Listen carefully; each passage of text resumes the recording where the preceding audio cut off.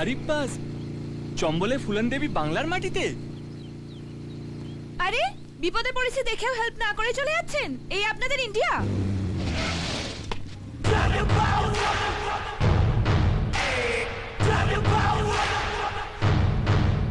কি করবো? ডাইরেক্ট করে দেবো, কিন্তু মাথাটা কোথায় গুজবো? হ্যাঁ, রেল লাইনে?